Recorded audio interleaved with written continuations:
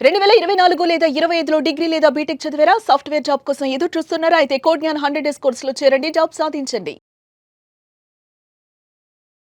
Hello Sairam గారు. Hello అండి. So చాలా మంది ఇంటెలిజెంట్ అయినప్పటికీ కూడా అన్‌ఎంప్లాయిడ్‌గా మిగిలిపోతూ ఉంటుంటారు. అవును. దానికి మెయిన్ రీజన్స్ ఏంటి అంటారు సార్? అన్‌ఎంప్లాయిడ్‌గా ఎందుకుంటారు అంటే వాళ్ళకి ఫస్ట్ ఎటు సైడ్ ఎళ్ళాలి అన్నది హ్మ్. క్లారిటీ లేకపోవటం అండి.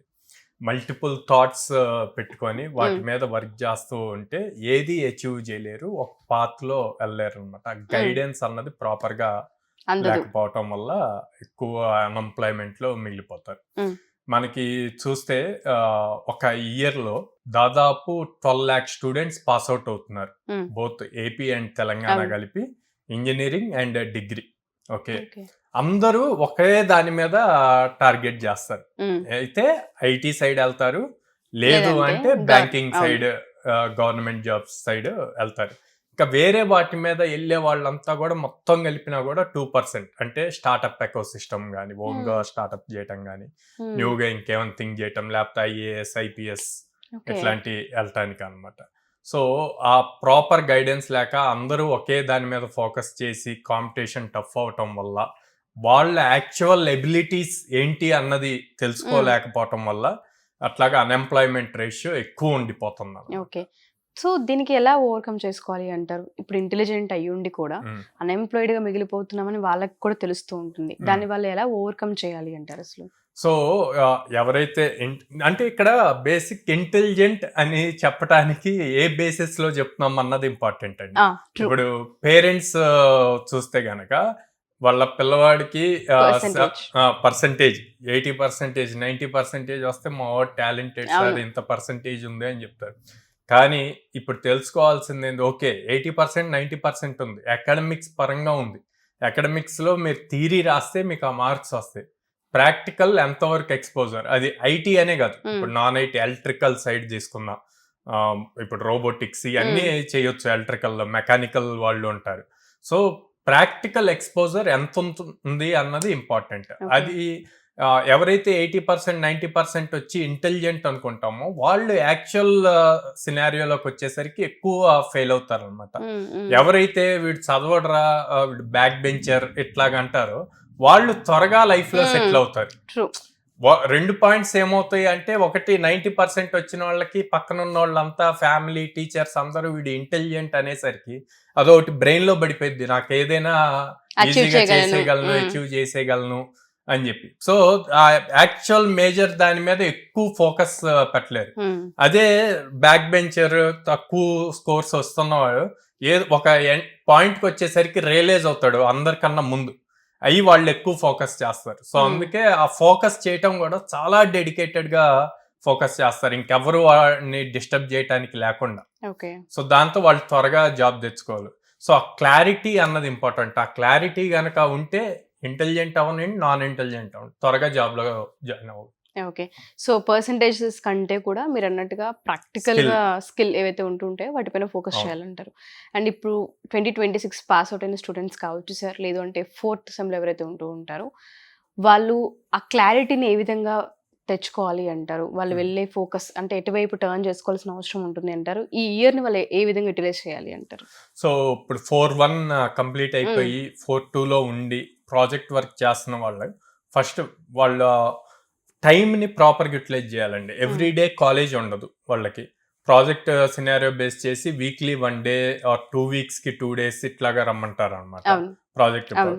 ఆ రిమైనింగ్ టైమ్‌ని ఇప్పుడే అప్ స్కిల్ అవ్వటానికి యుటిలైజ్ చేసుకోవాలి. Either it may be IT courses or other courses వాళ్ళకున్న ఇంట్రెస్ట్ హ్మ్. బేస్ చేసి. సో, ఆ ఇంట్రెస్ట్ ఏంటి అన్నది ఫైండ్ ఔట్ జేసుకోవాలి ఫస్ట్. ఎలా ఫైండ్ ఔట్ జేసుకోగలరు? సో, ఇప్పుడు దాకా వాళ్ళు జర్నీ ఏదైతే ఇంజినీరింగ్‌లో జేశారో, దాన్ని బేస్ చేసి ఏదో ఒక సబ్జెక్ట్‌లో వీళ్ళు బాగా ఇంట్రెస్ట్‌గా ఉంటారు. ఆ హ్మ్. సబ్జెక్ట్ రిలేటెడ్ జాబ్స్ ఏమైనా ఉన్నాయా? హ్మ్. అన్నది సెట్ ఉంటే దాని రిలేటెడ్ ఆ పాత్‌లో ఎళ్ళాలి. కొంతమంది సార్ మాకసలు ఈ 4 ఇయర్స్ ఏం జరిగిందన్నది అనవసరం. బీటెక్ జేశాము సర్టిఫికేట్ వస్తది. హ్మ్. ఇప్పుడు నేను కంప్లీట్ ఐటీలోకి ఎళ్ళాలి షిఫ్ట్ అవ్వాలి అనుకుంటాను అవును. అంటారు. సో, అట్లాంటప్పుడు కంప్లీట్ జీరో మైండ్‌తో ఒక 100 డేస్ టార్గెట్ బెట్టుకొని ఎవ్రీ డే 4-5 అవర్స్ గనక టైం ఇప్పుడు మీరు కాలేజ్‌లో ఆల్‌మోస్ట్ 7-8 అవును. అవర్స్ స్పెండ్ జేస్తారు. ఆ 7-8 అవర్స్ ఇక్కడ 4-5 అవర్స్ ఫోకస్డ్ గా 100 days గనక చేస్తే లైఫ్ లో మంచిగా సెటిల్ అయిపోతారు అనమాట. ఓకే. సో మీరు అన్నట్టుగానే ఆ 4 to 5 అవర్స్ ఫోకస్ చేస్తే ఏదైతే నాలెడ్జ్ కోసం ఉంటుందో మన కోడ్ 9లో ఏ విధంగా ఉండే అవకాశం ఉంటుంది అంటారు? అండ్ ఎలా అప్రోచ్ అవ్వచ్చు అంటారు వాళ్ళు?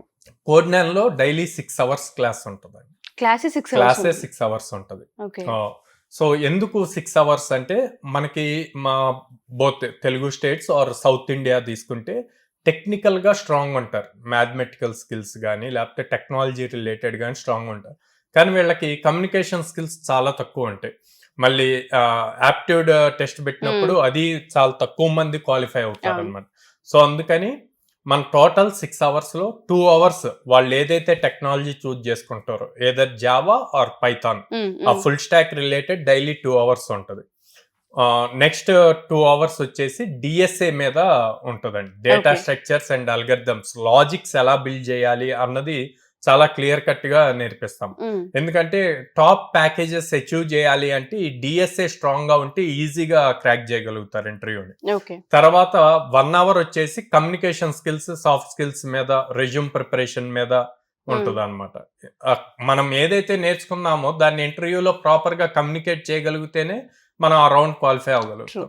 నెక్స్ట్ వచ్చేసి అథమెటిక్ రీజనింగ్, యాప్ట్యూడ్, సో ఆ క్లాస్ ఉంటుంది. సో ఇట్లా 100 days డైలీ 6 hours క్లాస్ ఉంటుంది. అండ్ ఈవినింగ్ ఈ రోజు నేర్చుకున్న దాని మీద ఎగ్జామ్ ఉంటుంది అనమాట. ఎవ్రీడే ఎగ్జామ్ ఉంటుంది. And every Saturday or Friday white paper మీద కోడింగ్ టెస్ట్ ఉంటుంది అనమాట. సో వాళ్ళు వైట్ పేపర్ మీద రాయాలి, స్క్రీన్ మీద కాకుండా వైట్ పేపర్ మీద రాస్తారు.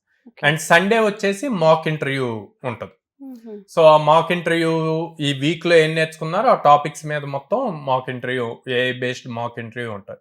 సో వాళ్ళు రెగ్యులర్ ఇంటర్వ్యూస్ కి అలవాటు పడుతూ ఉంటారు, అడిగే క్వశ్చన్స్ కి అలవాటు పడతారు అనమాట. ఎగ్జాక్ట్లీ. సో వీళ్ళకి ఇక్కడ సండే కూడా ఇంకా ఖాళీ ఏమి ఉండదు. సండే ఓన్లీ 1 hour అట్లా, అది అరౌండ్ 40 minutes ఉంటుంది టెస్ట్. సో అట్లా 40 minutes అటెంప్ట్ చేస్తే సరిపోతుంది. ఓకే, డెఫినెట్ గా సార్. సో ఏ విధంగా అప్రోచ్ అవ్వచ్చు అంటారు? స్క్రీన్ మీద కనిపిస్తున్న నెంబర్ కాల్ చేయొచ్చు అండి, ఆర్ డైరెక్ట్ గా మా బ్రాంచెస్ కి విజిట్ చేసి కౌన్సిలర్స్ తో మాట్లాడొచ్చు. సో విజయవాడ మొగలరాజపురంలో ఉంది, హైదరాబాద్ JN2 మెట్రో స్టేషన్ దగ్గర ఉంది, and Vizag Dwarakanagar first line లో ఉంది. ఓకే. అండ్ ఎవరైనా గర్ల్స్ జాయిన్ చేయాలి, గర్ల్స్ ని వాళ్ళకి హాస్టల్ ఫెసిలిటీ కావాలి అంటే గనక మనకి విజయవాడ బ్రాంచ్ లో in-house with in the campus లోనే హాస్టల్ కూడా ఉంటుంది. ఓన్లీ విజయవాడలో. అండ్ ఇంకొక డౌట్ సార్, చాలా మంది అడిగేది ఏంటంటే కోడ్ 9లో జాయిన్ అవ్వాలంటే కోడ్ 9లో పర్సెంటేజ్ ఏమన్నా చూస్తారా స్టూడెంట్ కి అన్న పాయింట్ కూడా చాలా మందికి ఉంది. మినిమం పర్సెంటేజ్ ఏమన్నా? సో మినిమం 60% ఉంటే మనం మినిమం 100 jobs అష్యూరెన్స్ ఇస్తామండి. 100 opportunities చూపిస్తాం. లెస్ దెన్ 60 ఉన్నా కూడా ఆపర్చునిటీస్ వస్తాయి, కానీ తక్కువ వస్తాయి. లైక్ ఇయర్ మొత్తం మీద కలిపి 20-25 ఆపర్చునిటీస్ వస్తాయి. అంటే మంత్ కి ఒక 2 అనుకోవచ్చు.